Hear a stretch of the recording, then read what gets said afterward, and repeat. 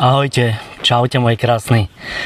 No, dnes by som si chcel s vami prejsť jednu vec, ktorú riešim pomerne dosť často. Ide o to, prečo sú dnešné deti slabšie ako kedysi a kde vlastne robíme tú chybu. Lebo popravde strašne veľa rodičov sa ma na to pýta, volá, píše proste, že či je to tým, že deti sú menej vonku, alebo dajme tomu, či je to stravou, alebo čo sa vlastne deje. A ja vám to poviem, lebo je to všetko dokopy. To znamená, že keď si zoberiete, že dnes máme generáciu detí, ktoré sú choré. Áno, sú choré proste. Čoraz častejšie choré, ktoré proste nám ako si tie detičky sa nám sypú, nevládzu, majú problémy s trávením, imunitou, energiou. Pýtate sa, že prečo? No a odpoveď je v podstate naozaj veľmi jednoduchá. Ide o to, že všetko sa zmenilo, životný štýl sa zmenil. A zmenila sa jednoducho strava, je úplne niekde inde, ich pohyb je úplne niekde inde. Stres celkovo je úplne niekde inde. My keď sme boli decka, povedzte, kto ste tu, že zo staršej generácie, my sme proste ráno vypadli von, celý deň sme lietali po ulici, vybrali sme bicykel a vypadli sme von z domu, preč. Behali sme po ulici, po lese, po ihrisku, lozili jednoducho po stromoch, hrali sa s blatom, jedli jablka rovno zo stromu alebo broskyne, iné ovocie. Jednoducho nepoznali sme sterilné podmienky. A čo teraz?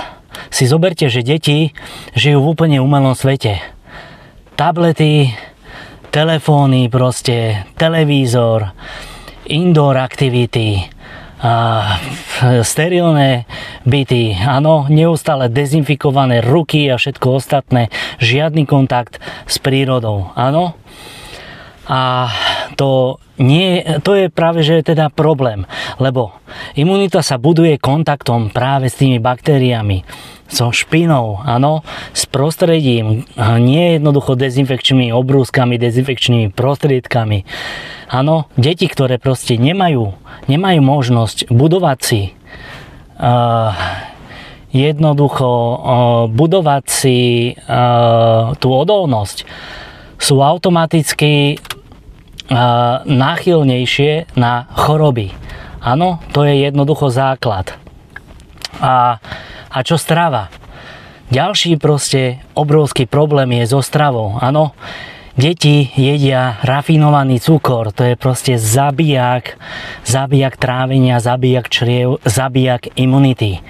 Áno, a ďalej sú to mliečne výrobky plné hormónov, spracované potraviny, umelé dochucovadlá, nulová výživová hodnota. Decká sú dnes živené celkovo na jogurtoch, sladkých cereáliách, polotovaroch a fast foode. Hej, to je neskutočné. A my celkovo sa čudujeme, že sú stále choré.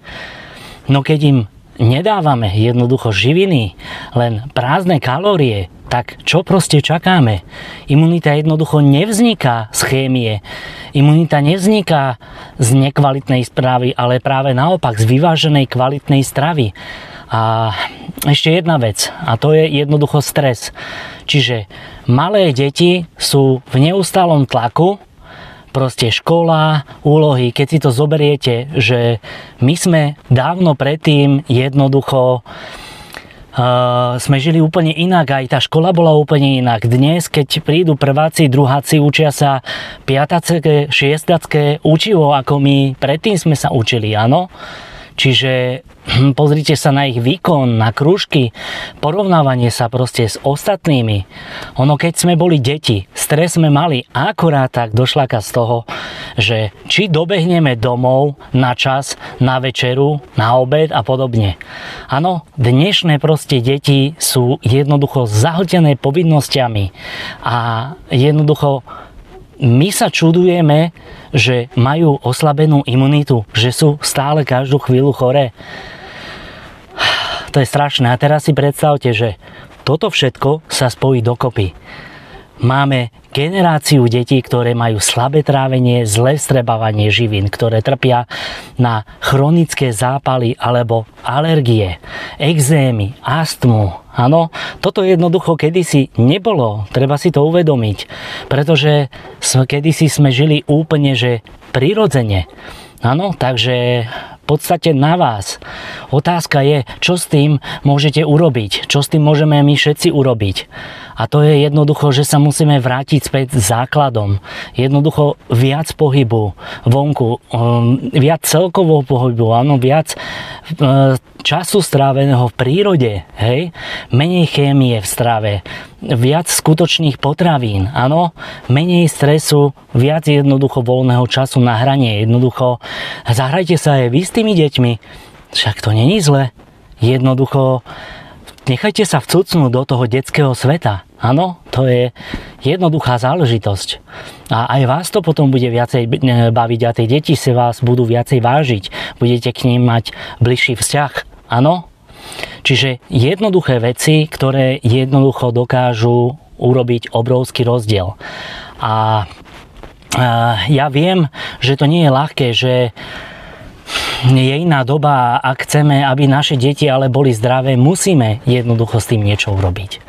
A verte mi, že sa to dá. Stačí robiť malé kroky každý jeden deň a proste neskôr uvidíte, že to má veľký zmysel. Áno? Takže, priatelia moji zlatí, krásni, zamyslite sa a hlavne začnite proste konať. Áno? Začnite konať a robte niečo, čo ste nerobili predtým. Zmente tie veci. Držte sa a vidíme sa pri ďalšej téme.